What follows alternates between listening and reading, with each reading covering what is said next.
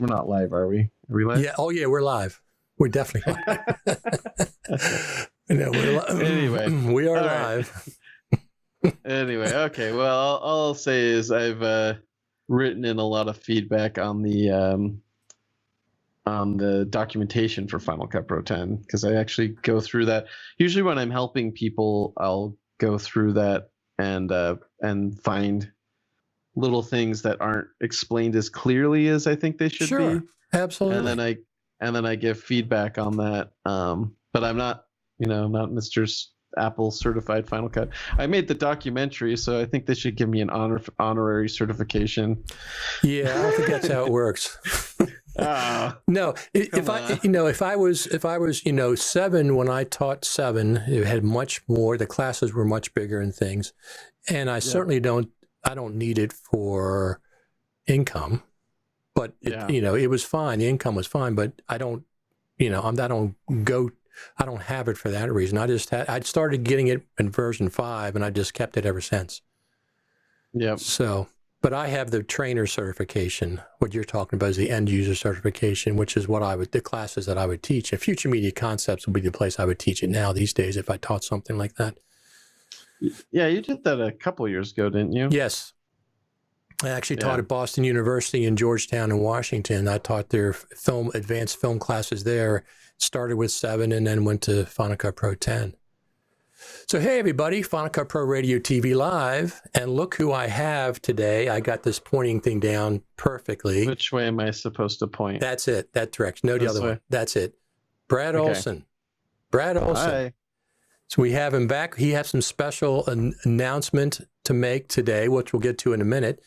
But we're just sitting here in the middle of the summer of 2019, trying to see if there's any Final Cut Pro news happening. And typically there's not much, although we are expecting 10.5 sometime this fall. Apple has not made that announcement. They have not said that. However, Apple has said there's going to be a new version of Final Cut coming out this fall, or they call it an update to Final Cut. So whether that is 10.5 or 10.4 point something, we don't know, but I'm going to presume it's 10.5 because if they wait till the summit, which is what we're kind of thinking sometime around the summit, that'll be 2 years since 10.4 came out. And normally in the last years, it's only been 18 months. So what does that mean, Brad? Yeah. Why is it taking 2 years? I think it has a lot to do with rewriting the application to take advantage of Metal, because as we know, it was kind of OpenCL or GL, whatever, optimized before, and they had never said optimized for Metal or written for Metal, and that came after the release of Final Cut Pro 10, the whole Metal thing, and then they had Metal 2 and whatever. So I think that because they have the new Mac Pro coming out, they want to make sure that it is as optimized to take advantage of every, tiny little, whatever, little ounce or widget or nook whatever and cranny power. It's nook and cranny. Yeah. So that's my guess. I think that that is a significant rewrite of a lot of code, and I also think that we're going to see some cool new features as well in addition to that. So I think this will be my assumption. I know that the 10.2 to 10.3 was the biggest cosmetic update, but I think this is going to be the biggest under the hood update that we've seen. I mean, if you think about it, they would have had to start working on Final Cut Pro 10 at the latest in 2010, early 2010 or late 2009. Sure. At the latest, that's when the code would have been written for Final Cut Pro 10 when it came out in 2011. It's weird to think, but 2011, that was a long time ago. Yes, it was. So Apple, they are ahead of the game compared to some of their competitors in terms of efficiency, but I think that they want to keep Final Cut Pro 10 ahead even further. And this was kind of my presumption. As soon as people started copying the magnetic timeline, which we're seeing with Premiere Rush, we're seeing with the cut page in Resolve, which, by the way, I tried out and was not that thrilled with. Why is that? It's just too basic and rudimentary at this point to do anything effectively. And then plus the Resolve 16 beta, at least on the machines I've tried it on, has actually been a little bit problematic. I think some people said it's been good for them, but I've seen some issues. But the cut page in particular, I just feel like since NAB having a chance to play with it a little bit more, I just got fed up and went to the edit page because there's not a lot of functionality. It's like a very early implementation. But now that these NLE that these other NLEs are coming and starting to copy that paradigm a little bit, it's Apple needs to jump Final Cut ahead again. Right. In order to stay in the game. Absolutely. This isn't about winning an end game. This is about staying in the fight. So I think there's been some criticism because it's been a while since the big update. I have seen some criticisms cropping up on social media that Final Cut doesn't update as fast as Premiere or whatever. And I'm like, look, when they do it right. And this is going to be a big leap forward. Plus, if you look back at the last 8 years, I mean, we've come a long way from 10.0.0. A lot of progress has been made. So that's my guess. They did it. They did a version of the 10.2 release with the Trashcan Mac Pro, but I think this is going to be an even bigger deal. I agree. So. I agree. I've heard people say that they think it's just going to be a rewrite to get performance and things, but they're not going to do a 10.5 without having major features as well, new features and stuff. Oh, yeah, for sure. So I'll be interested on what Metal does. I'm still saving for a Mac Pro. This iMac I have is good for another year or so. And then by then, I think I'll have my finances in order. I'm going to get a Mac Pro. I love the old Mac Pro. That's why I'm going to get it. I loved the ability to take things in and out and swap things around and upgrade things. I love that about the old Mac Pro, the cheese grater. So I'm going to just save for the new one. Yeah, and I'm also curious about the 16-inch MacBook Pro that's coming out. I just bought my MacBook Pro last November, but if it's a significant upgrade, then I think I might consider trading in my year-old machine for a new one if the rumors are true. Sure, absolutely. So let's go over your announcement, since that's the reason we're having this today, and then we'll talk some more about Final Cut Pro. Let me see if I can bring this up. I think I can. Let me see. Preview. Let me bring this up. Here we go. So, Off the Tracks abridged documentary is going to be released on YouTube at 2 p.m. EST, Eastern? Yeah, noon or 2 p.m. No.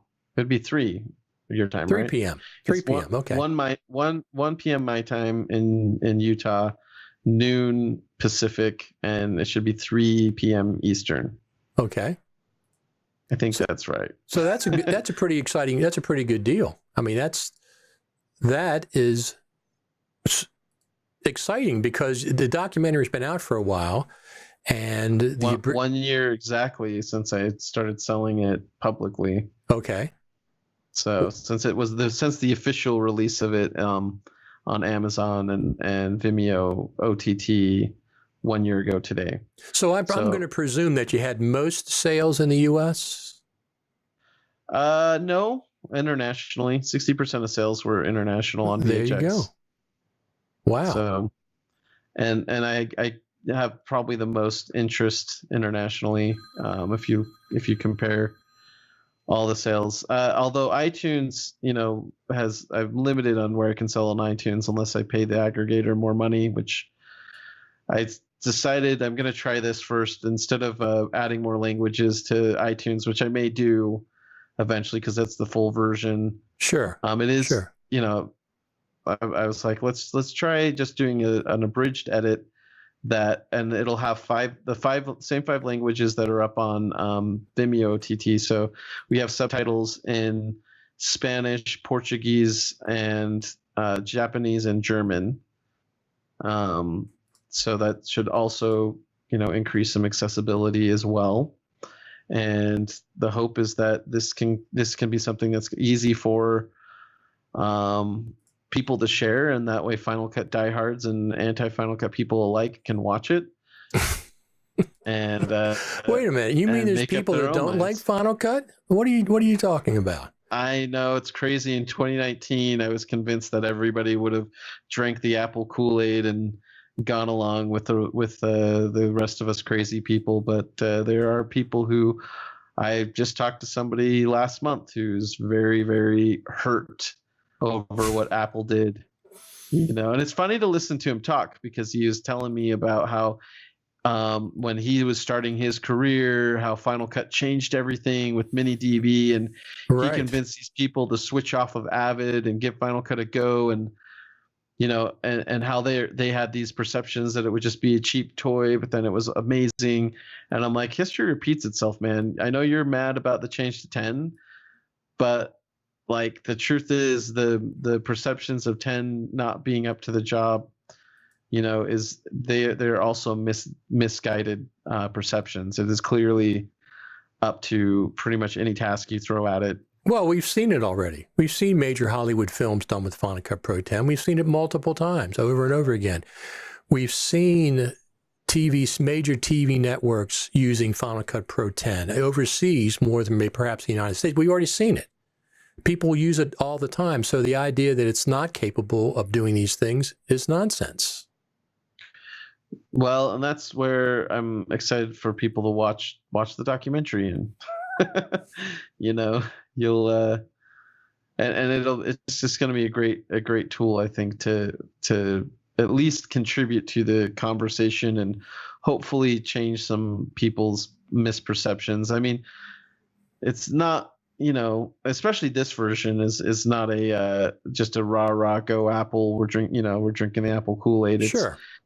I think it's very accurate and honest and what happened and why it happened, but I just think a lot of people weren't paying attention and never took the time to find out like what the thinking was behind the magnetic timeline, what the thinking was behind, changing some of these things. And the documentary, I feel like, does a great job. We found the top people that we could to interview, that know all about the subject, and they share some really, really awesome insights. And I just feel like, it needs to get out there as widely as possible. So an abridged documentary is a great way to do that. And then, like I said, the full version is still available. It's still out there. So, anybody who watches this and wants more, there's some really cool stuff that I did not include in this cut. This cut was all about focusing in on what is the bare minimum I need to get my point across, and what just focuses on a single story. If you haven't watched the full version, you'd watch this. My hope is that you'd feel like it's complete. But if you still have more interest, you'd watch the full version and you'd be like, oh my gosh, there's so much more. I mean, it's almost a half hour more longer, the full version, and there's a lot of great stuff in there. I believe, did you watch the whole thing? I gave you a little preview to. Yes, I did. But I've for some reason I've seen it before. I've seen the documentary a few times. Seen the documentary a few times. I love that opening that whoever did that opening with the fedora. I'm going to play that in a minute. I got a little clip. I love that. I've modified it a little bit from maybe the clip that you have. I got feedback that the little hat dropping out didn't fit, and at first I was like, well, you can play it. It's a fun animation. So this was actually created by me using Motion and MO2 from Motion VFX. Okay. And I just bought a 3D model of a fedora. Okay. And then I used MO2, and then the map in the background is, well, you'll see it, but the map in the background is just the Apple stock map that I pulled up. So it was fun. Okay, let me play the clip now. I have the intro, and I had just couple of my favorite clips. Just like about maybe 1.5 minutes long. We'll play that, and then we'll come back. Okay.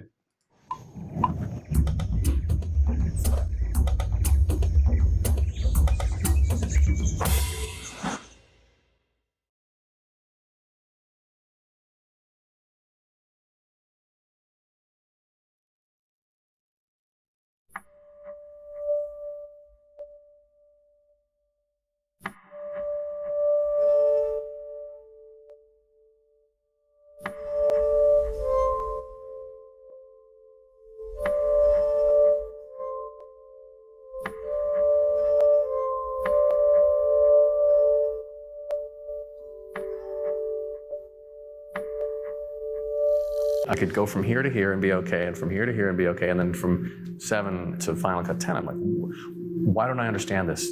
For an editor who is involved in a very complicated project, and they've learned that language and they're really comfortable with it, right? They don't have to take their hands off the keyboard.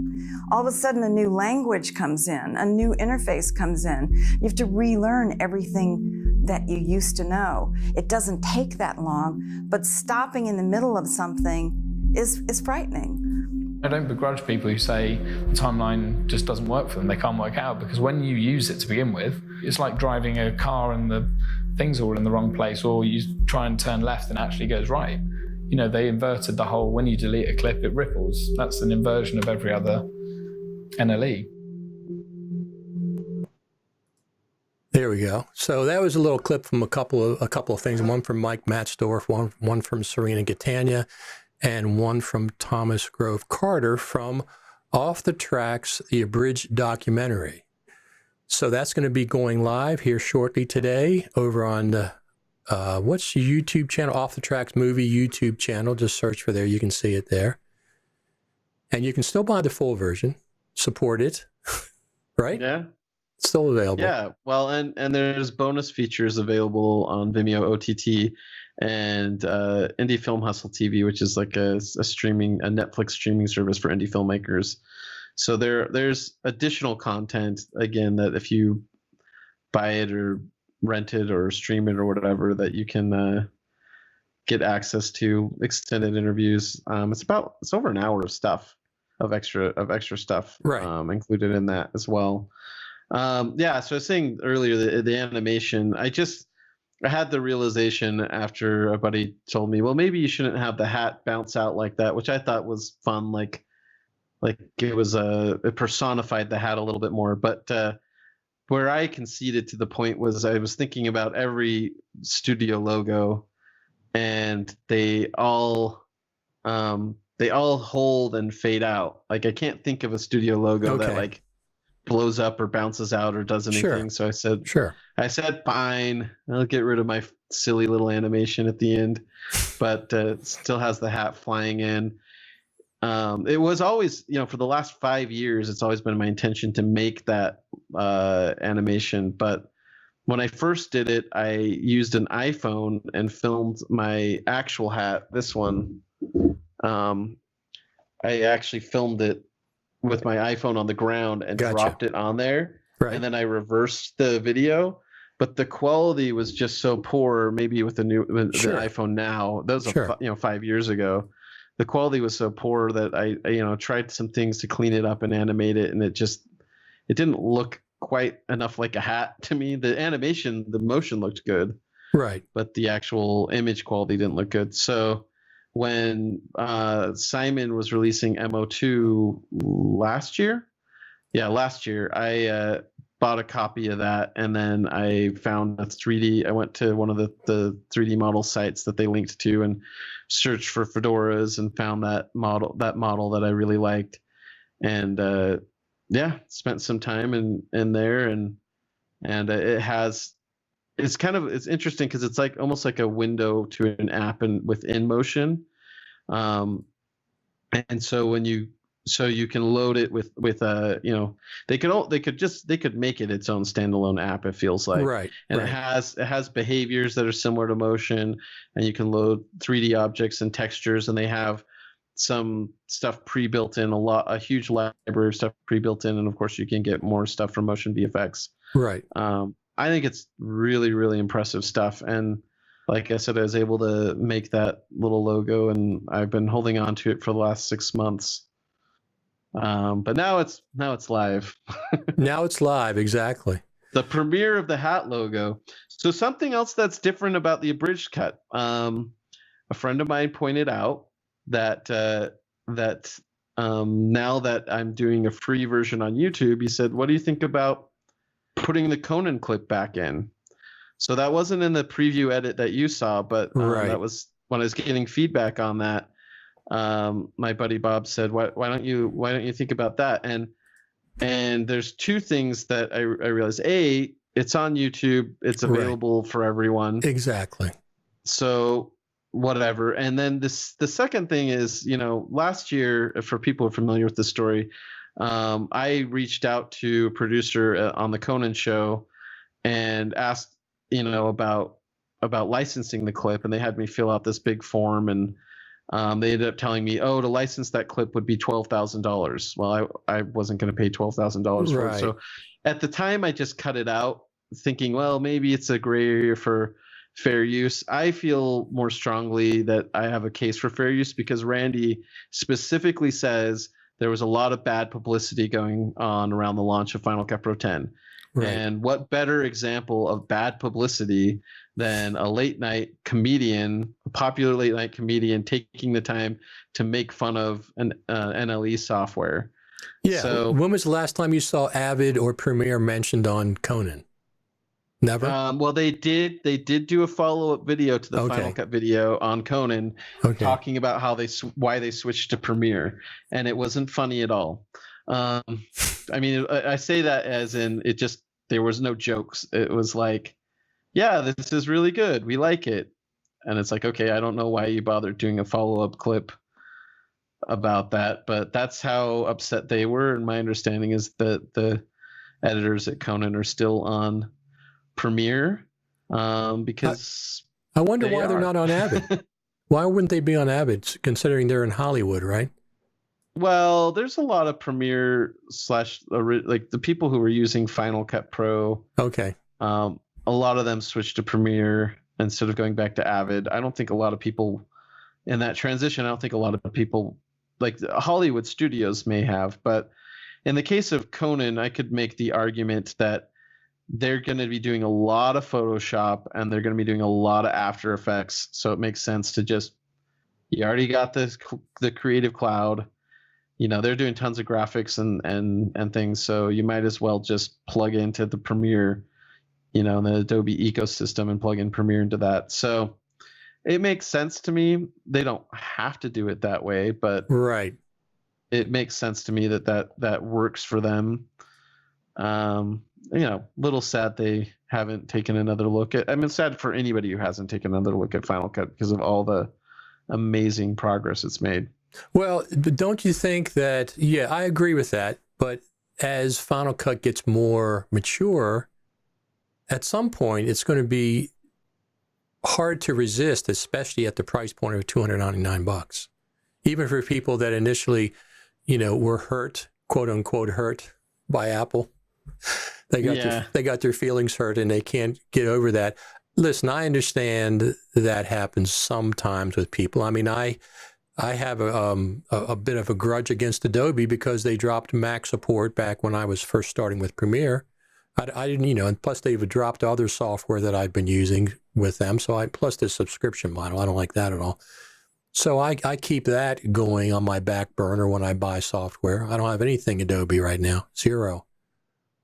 Yeah, I might have to get After Effects for a job, but sure. I try to stay Adobe free, mostly because it's partly because of the subscription and partly because based off of feedback from their users, it sounds like even, Illustrator and Photoshop, especially Photoshop, they're in need of significant rewrites. And when you got something like Affinity Affinity Photo and Affinity Designer, right, that are just optimized and fresh code, and they work super, super fast, right out of the gate. Like, Affinity has their software working on the iPad, and Photoshop demoed that, but I haven't heard if that ever actually got released. They made a big deal out of it earlier this year that full version of Photoshop was coming to the iPad. And I haven't really seen that take off, whereas Affinity is already there because, and I think a lot of that is because they're just newer and more agile. Yeah. And I think it's good for Adobe to have some competition in that space. It's obviously, Adobe's got a stranglehold on a large market for creative professionals, and good for them. Photoshop and After Effects, I'd say, are the big two. Yeah. I mean, you've got Illustrator and InDesign that are close up there as well, and of course a lot of those people, everyone's needing to get into video. I saw just a headline of a photography blog post that was saying, you want to get into photography, start with video, because it's just something that, everybody needs. And so I could see some people, whether you're coming from the graphic design or still photo world or both, Premiere has a good angle for marketing that product, and it's already there. Just use it. Yep. Whereas Final Cut, it's like, well, I have to buy this extra thing. The nice thing about Final Cut is you buy it once and you're not paying for it ever again. Right. Well, at least we don't know if that's guaranteed, but at least so far. Oh, so you think 10.5 is going to be a No, I'm not saying 10.5 specifically, but the terms of service specifically states that they can charge for an upgrade. And I don't think Apple would do that unless they had to because of the laws, stock, shareholders and stuff like that. But so far, no.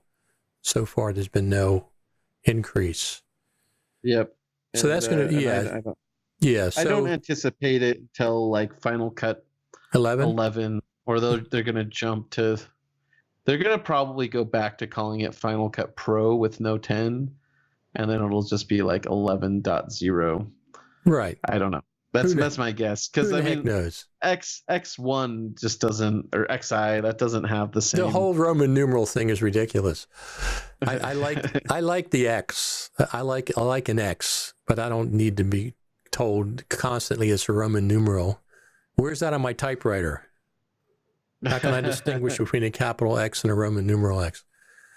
So yeah, so I think that so I'm pretty sure. I keep saying that 10.5 is coming out by the summit or before the summit, anytime from September on. If the Mac Pro comes out, that would be a good time to release Final Cut Pro 10.5. But they also, the Mac Pro could come out at the end of September. It's not. They don't want it to compete with the iPhone release, which is in September. That would be kind of counterintuitive. It would get, the iPhone would get more attention in the general Apple world, and they're not going to. They wouldn't release the Mac Pro at the iPhone event. That would be ridiculous. That's not something they would do. Yeah, that's a good point. But October, they've typically, I think they've released iMacs and stuff in October. So anywhere from October on, they could release the iMac in 10.5, and then when we see the Final Cut Pro team at the Final Cut Pro Creative Summit, they'll have something new to show us. Lots new, hopefully, right? All kinds of new things.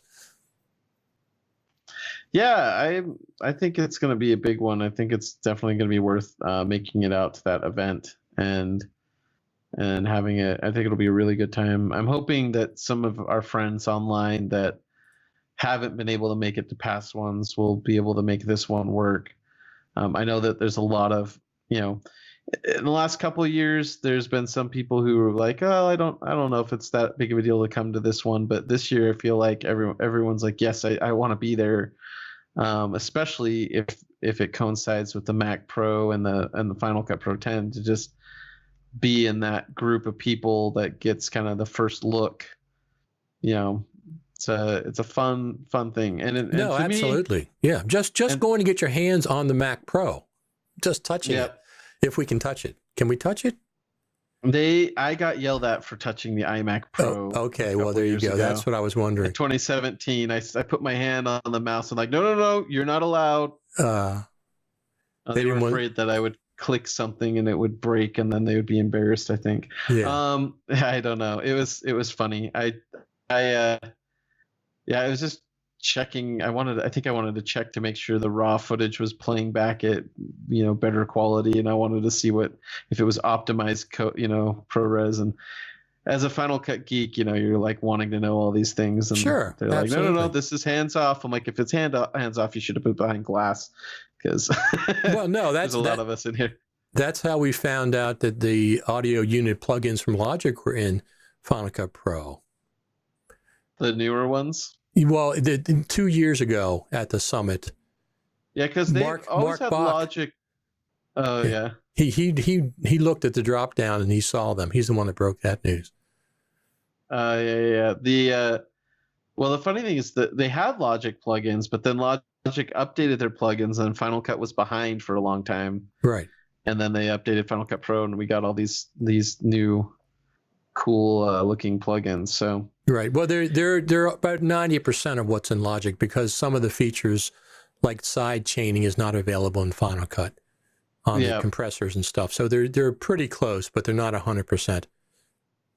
So yeah, well, that makes sense. So speaking of plugins, don't know if I go ahead. And I don't know if you're just talking about side chaining, and when I think about bus sends and auxiliary sends and things like that, I don't think Final Cut needs to get that complicated to be useful, but a roles-based mixer, just being able to assign a channel, a channel strip with a role, sure, would be awesome. But it probably doesn't. It doesn't need to get as, who knows. I just know, playing around in Logic, I've spent time with as far as sending buses and also making auxiliary sends. Sure. And if you were to actually, in my mind, I'm thinking about what that would have been like to do physically with a bunch of panels. Patch panel, sure. Absolutely. Patch panel, and I'm like, oh my gosh, that would be a mess of cables. No, it was. Yeah. That's what I did in the old days when I had a reel-to-reel deck. I used to have patch panels, quarter-inch plugs or whatever, and you had to patch things, or you had to go behind and just do it yourself. But here's the thing with a mixer in Final Cut. Give us a master fader. Yeah. We don't have a master audio fader yet, or a master audio control. That's one thing that we should have. But I think they're going to address that at some point. Everybody's got their own list of things, of course, and but better audio is something that I think they're probably addressing. Making it work with metal, so 10.5, that's going to be a big deal. But I think they always have surprises for us, don't they? Yeah. No matter how much guessing we do, there's always a surprise, major surprise. So I think they're just waiting to spring that on us. Indeed. So for the Creative Summit, FCPX Creative Summit is November the 7th through the 9th, Thursday through Saturday this year instead of Friday through Sunday. So that's going to be interesting. Friday is staying the same. Friday is still Apple Day. They have the keynote in the morning. Then we go to Apple in the afternoon. Probably. Do you think we'll go to the park again? The visitors park? I don't know. I mean, it seems to me when we did it last year, it was a new thing, novelty, right? That year, and I don't see why that needs to be on the schedule. Just because it's like, look, you're here, you can go do that on your own anytime you want. It's not new, so I don't see the point of doing a visit to the visitor center. I kind of chuckled about it last year because I had already been, right. But it was fun to be there and have people like watching Justine and her sister Jenna walking around shopping in the Apple store was kind of amusing to me, and just being with the community of people and being able to have some really cool conversations. That's really, I was going to say that earlier, that's really what the Creative Summit for me is about, is an excuse to get together as a community. And that's more important than the training or anything else. I mean, right up there is, yes, being able to see cool new features and obviously interact with the Final Cut team, but also just seeing our friends, the family reunion, so to speak. And like I said, this year, if we can get some more people from our extended family out, that would be really, really cool. And I think that this is a year that'd be worth the effort and worth the financial. It's not, it's not cheap to go. It's not. There's more expensive conferences for sure. But you're paying for a ticket and you're paying for hotel rooms. Although they've brought the ticket prices down from previous years, and they usually offer discounts on the hotel rooms. But for people who are having to fly in, which is most everybody, and depending on where you're at in the world, it's definitely going to cost some money. But it's a unique experience, and if you're excited about this stuff, I think you want to be there. And to tie it into my documentary, I mean, that's where this all started, right? I don't know if you have a photo pulled up, but I know you shared a photo with me the other day of, shooting those first interviews in that. Yeah, the that, very first hotel, one. Yeah. in the little conference room or whatever. That's where this whole journey began.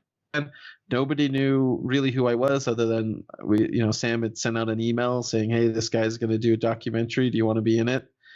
And it was my first exposure, 2.5 years ago to the community. That's when we met at the actual summit. You were on the radio show in the fall on Final Cut Pro Radio talking about it, but we actually met physically, as I've met a lot of people, most people I've met at the Final Cut Pro Creative Summit. So that's one of the biggest things, is like you said, meeting Final Cut Pro personalities in person, get to talk to them. People mingle in the lobby. I mean, last year, John Cleese was there. That was bizarre. He wasn't there for the summit. He was just in the hotel. That's what you think. I saw him in one of the classes. Exactly. He was wanting to get into vlogging. So he's like, how do I edit my own videos? Yeah. This year, hopefully we won't have this. We won't have the smoke. We don't need that. Oh yeah. Yeah, that wasn't great. I think that cut a couple of years off my life. Yeah. Walking around in that. Hopefully no big fires. I don't think so. Yeah. California is kind of a year-round fire hazard, they say now, though. That's true. There used to be a fire season, and now it's just year-round. So hopefully we won't deal with that. I have a discount code. If you're going to consider going to the summit, you can save 10%. FCPX Radio 19. I have it up on the screen right now. That'll save you 10%. So, one of the other things about the summit this year that's different is they're having recordings. Okay, they're recording all the sessions. If they're not going to be on YouTube, they're for attendees only. So typically there's three events going on simultaneously. You can only go to one of those three, so you miss the other two. Now you have the option of getting recordings of all the sessions, so you can pick the one you want and still see the other two. So that's well worth having, the recording. Is that like another $50 or something? I think it's like, it goes from $9.25 to $9.95, something like that. But it's well worth it. I mean, if you're going there, if you want the training, you get all the training. You'll get it all. Yeah. So you don't have to choose class. Jeff Greenberg always said, my job is to make it difficult to decide what you're going to do, which class you're going to attend. Well, now you want to do the live thing for somebody, but you also get the other classes as well. So I think that's well worth it if you're going for the training. Well, and I also think that even if you are attending, and you're trying to furiously jot down notes, now you can go back and be like, what was that thing that they said? Yes. So that's good. I think that's a great idea. I think it's a really great idea. I remember Jeff getting that feedback last year. People were saying, if there's just a way. So, and of course that's going to take more work for them to pull that off as well. So I understand why they would charge more for it. So last year on a Saturday, we had classes in the morning, and then was it mid-afternoon or late afternoon? There's two special events. There's three special events that happened last year on Saturday. Number one is we had the Tips and Tricks show, which is they opened up all the classrooms into one big one, and Jeff Greenberg and Steve Martin and Mark Spencer, a bunch of people, give their top tricks and tips about Final Cut Pro. That's a very popular one. Mm-hmm. But the second one, the one that I was really excited about, was the Apple team, Final Cut Pro team, came in and talked to us in private. Mm-hmm. Not to be any information is not supposed to leave that room. One-on-one, they had questions for us. Although for conspiracy theorists, it wasn't like there wasn't any like secret, here's what's coming next year. No, that's not what it's about. It's more for them to talk to us directly, and they felt secure that it wasn't going to it's not really for the general public. And for us to ask questions, we could submit questions in advance. We could just ask off-the-cuff questions while we were there. They had questions for us as well. And I will, it's true. And I will say, going into it, I thought that people, they're like, we're going to take anybody's questions. And I thought what would end up happening is they'd ask a question and the Apple team would say, no comment. but Right. they were actually very open in answering the questions. It was really surprising. It sounds like that's happening again this year, or we're pushing for it to happen Yeah, again. we're pushing for it to happen again. Future Media Concepts has not confirmed that. They haven't confirmed the classes yet. It's still only July, so I presume the class lineup's going to be probably finalized for the most part during August sometime. That'll be one of the, but that typically happens that happened on the Saturday last year. So I presume if it happens, it'll be the same. The Saturday will be pretty close to being the same. The third thing that happened on Saturday is the mixer at night. Now, whether that's going to continue on Saturday night or it might be pushed back to Thursday night this year, the mixer, because some people might be leaving after Saturday afternoon or Saturday evening. Your flight might be. So they would miss the mixer, which is not that big a deal. It's just a get together in the bar area there, and everybody gets together. And they had a contest last year. Well, the nice thing is when it went through Saturday or Sunday, it's kind of like, oh crap, I have to be back at work on Monday. Right. I'd rather fly out Sunday afternoon. Right. But now that it's ending on Saturday, I think take your flight on Sunday. It's so much easier. Yeah. And you're not going to miss anything. Right. It was an interesting kind of NAB feels this way even more because we're spread out, but it's interesting how kind of lonely it got on that last Sunday night. There's still a group of us around, but we just feel like we're the last kind of soldiers before everyone gets deployed. Everyone else has been deployed and we're just waiting for our ship to pull up or whatever. So I look forward to maybe Saturday being a little bit more of a social opportunity. Right. That's what I'm thinking. And then Sunday, I'm going to sleep in and have an afternoon flight or something. Yeah, I can't. I don't have a choice. I have a morning flight to leave Cupertino and a late afternoon flight to arrive, direct from Baltimore, Washington area. I don't have a choice. I'm coming into San Jose this time rather than SFO. Are you taking a transfer then? No. Are you having to transfer planes? They have a direct flight? This is the first year that they've had a direct flight to San Jose. So nice. So I'm going to do, because that's, San Jose is 10 miles from Cupertino and SFO is 35 miles. It's big difference. I will warn you though. Don't take the shuttle. Last year. I know. The shuttle is twice as expensive. It's very expensive. Jose. It's very expensive. So I'm not taking the shuttle. I'm going to get an Uber, or that's what I'm going to do. So when I get there, they have taxis and you could get an Uber, but definitely don't take the shuttle because I don't know why. I think it's just that there's not as high demanded traffic there. Right. And so it just costs, even though you're driving further from San Francisco, it costs twice as much to have one pick you up. Yep, exactly. Pro tip, don't waste money like I did. I'm going to probably rent a car. Are you? Just because, so we can have the Brad rental mobile. All right. We don't have armadillos right next door, so I figure we might want to drive somewhere. There is a place drive to another one. There is a burger place that I found about 3 blocks down the road that I ate at that I really liked. It had good homemade hamburgers and French fries and stuff. So I forget what it's called. I'll put up a list at some point of all the places to go. But there's tons and tons of restaurants around there. One other thing that I learned last year. So when I travel, I like good coffee. I like it first thing in the morning. I don't want to have to get dressed and go get coffee. Although they do have some coffee in the lobby down there. So I bring my coffee setup with me. I bring a stainless steel pour-over kettle and the AeroPress. But last year I got like a 24-pack of water from Sprouts across the street. It was spring water, and it tasted horrible with coffee. Absolutely horrible, to the point I couldn't even drink it. So I learned that. Don't get spring water. Just get some, I'm going to get a high-end, just filtered water, not spring water. It made the coffee. It's California, so they charge you per bottle. Of course. They charge you a plastic tax per bottle. So the other thing I'd say is don't get a big pack of waters, just get one or two really big waters, Oh, and then have some okay. cups or something. Okay, that's a good point. I'll do that. Because then you're not being because they tax you a bit per bottle. Where does that tax money go, do you think? Well, I mean, they say it's to help the environment, but it goes to some corrupt politician, I'm sure. Of course. All right, so your YouTube channel is Off the Tracks. I'm going to pull this up here again.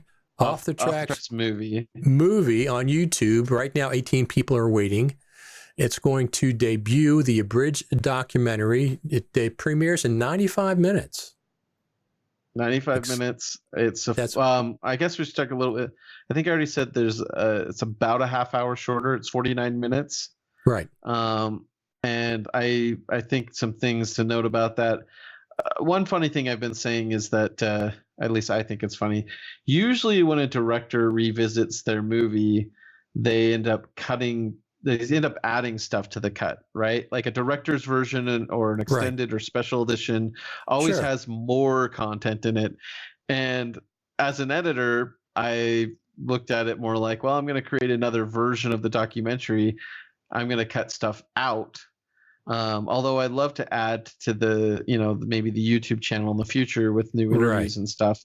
But for this, I was like, I've been thinking about edits that maybe I could make and still tell a complete story. So I did the opposite of what most directors do and made a shorter version. That being said, the full version is obviously still available. It's actually at a lower price than ever before on iTunes. I think it's $7.99. Wow. To buy, and then on VHX.TV or Vimeo OTT, it's actually $4.99 for the movie and $7.99 with bonus features. So if you buy it from there, you actually get the over an hour's worth of bonus features, extended interviews, and some other little, like, there's some outtakes that are kind of funny, and so I think that's an incredible value. It is an incredible value, absolutely. For people who watch this and they want more, there's plenty more available. But my hope is that people that watch this will be able to share it easily. Say if you're wanting to use Final Cut at a certain company or for a certain job, or you're trying to convince one of your colleagues or somebody in film that is saying they're saying stuff that's wrong about Final Cut Pro 10. Right. This is a definitive resource where you can go and show and they can watch this. So I'd say please just share this thing like crazy. If if you're part of this community, you love Final Cut Pro 10, you love using it, and you want to use it more. I've gotten a lot of great feedback from people who were very anti Final Cut Pro 10. In fact, one producer that in 2015 that literally told me that he heard Final Cut Pro 10 was of the devil, and he was a co-producer on this film, and he told the director and the other producers not to hire me on this movie because I used Final Cut Pro 10. That's ridiculous. They ended up hiring, and this has happened multiple times to me. They ended up hiring me on this film anyway against this co-producer's wishes, and then he saw the final film and thought that I did a good job on that. And then when I made this documentary, he's actually also a college professor teaching filmmaking, film directing, film editing. And I reached out to him and said, hey, I made this documentary about Final Cut Pro 10. Would you like me to come down and share it with your students? So he had some editing students gathered, and we watched the whole movie. And afterwards, he told me, if your goal in making this documentary was to convince me that Final Cut was a professional tool, you've absolutely convinced me. So I know from that experience and others similar to it that this documentary is a powerful tool in convincing people of the truth. Now I don't think we didn't set out to make an ad. I don't think that's what it is. No, it's not. We definitely, in the opening act give, like we've said this before, we definitely don't let Apple off the hook for some of the errors or misjudgments, mistakes that they made. but obviously we know where Final Cut Pro 10 has, where it started and what the ideas were, and we've seen all of that blossom, flourish, get even better. And the documentary does celebrate the fact that they doubled down and made this amazing tool. Yep. And from that perspective, I think it makes the convincing argument of, hey, we understand why you were upset about what happened in 2011. Here's why you should probably consider getting over it. And like I said, so anybody in the community that's like, I want to share this, or I want to use Final Cut Pro 10 more. I want the misperceptions to change. I don't know of a more powerful tool. I've watched a lot of YouTube videos. One just came out the other day comparing Premiere to Final Cut. And I feel like they just don't hit the points strongly enough. They don't really when I hear things like Final Cut's good for YouTube videos or fast turnarounds, but for more complicated stuff where you need more control, then you want Avid or Premiere. And I look at that and say, well, that's not true at all. The only type of person who would say that is somebody who's only dabbled in Final Cut and is not comfortable with the magnetic timeline and just doesn't feel comfortable with what it's doing, which is totally understandable. But if you've embraced it and you totally understand it, that you have all the control and more with this tool. And I also want to, one misperception I want to change around is a lot of YouTubers, I've talked to some, there's actually, I know YouTubers who have 3 million followers or more. Some of them are doing tech vlogs. Some of them are doing like their own little family vlogs. Sure. And one thing I kind of want them to know is that this idea that, oh, I'm just a YouTuber and, Final Cut's just a tool for YouTubers. The thing that they really are, okay, maybe they're just being humble, but the truth is this new generation of content creators is reaching people in ways that Hollywood studios and broadcasters are very jealous of. Right. And they have direct interaction with their audience, and they're totally creatively free to do whatever they want. I mean, they are living the dream that all the earliest filmmakers ever had of total creative control. And so it is not something to be belittled. It is the future of how we're going to create and consume media. Not to say that the traditional forms won't be around, but I mean, how many people are reading newspapers? Right. And these things kind of come around in different forms. We don't tune into a radio show at a certain time, but we do subscribe to podcasts. Exactly. And podcasts are much more free than radio shows were 50 years ago. Yep. So video content creation is going that same direction. Final Cut Pro 10 is the best tool for that, arguably.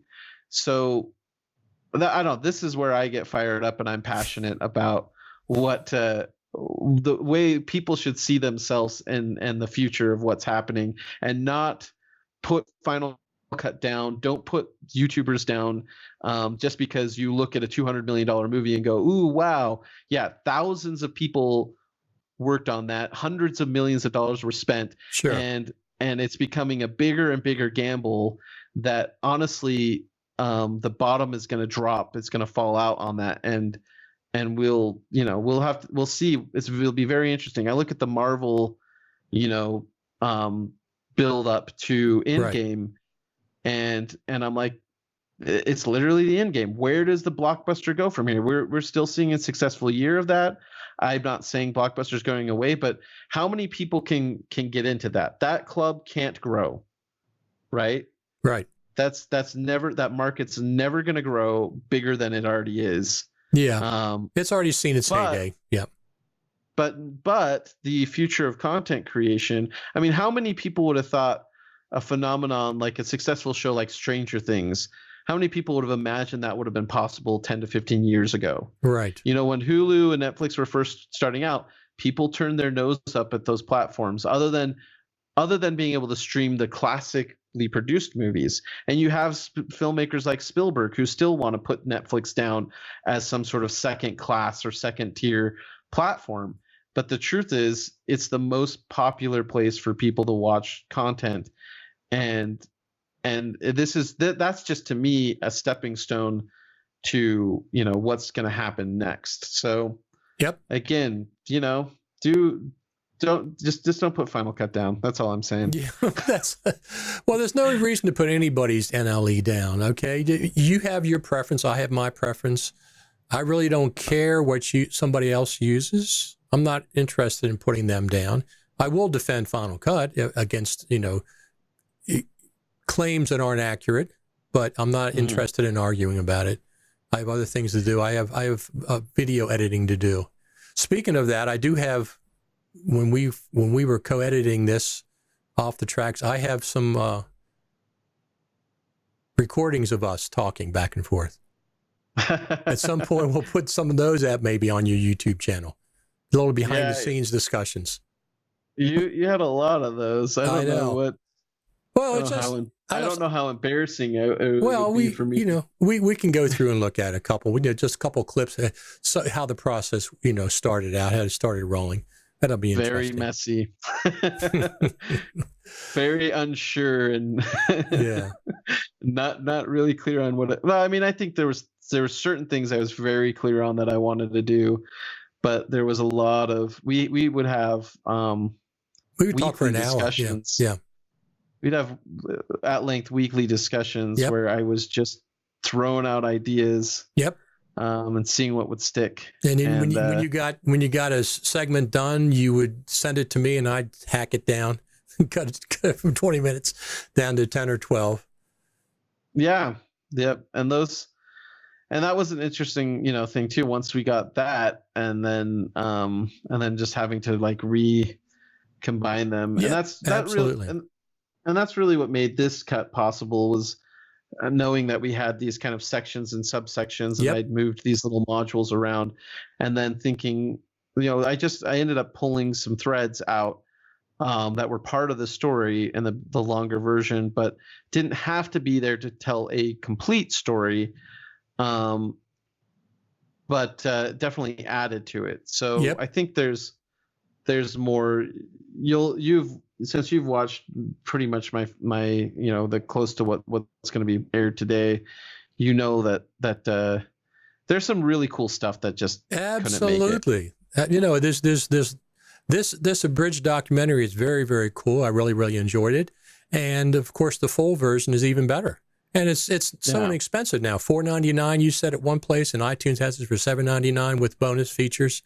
I always get the bonus features. That's the $4.99 on VHX, $7.90. Just to be clear, when we talk about Final Cut Pro 10's price, we say $299, like $299. Right, exactly. All right, Brad, I'm going to get off here. All right. Thank you for coming on, and also thank you from the Final Cut Pro community for putting the abridged Off the Tracks, the abridged documentary out for everybody to see. It's going to be live in 82 minutes over to YouTube channel, Off the Tracks Movie, YouTube. All right. Thanks, everybody, for stopping in. Thanks, everybody, for stopping in. Talk to you later.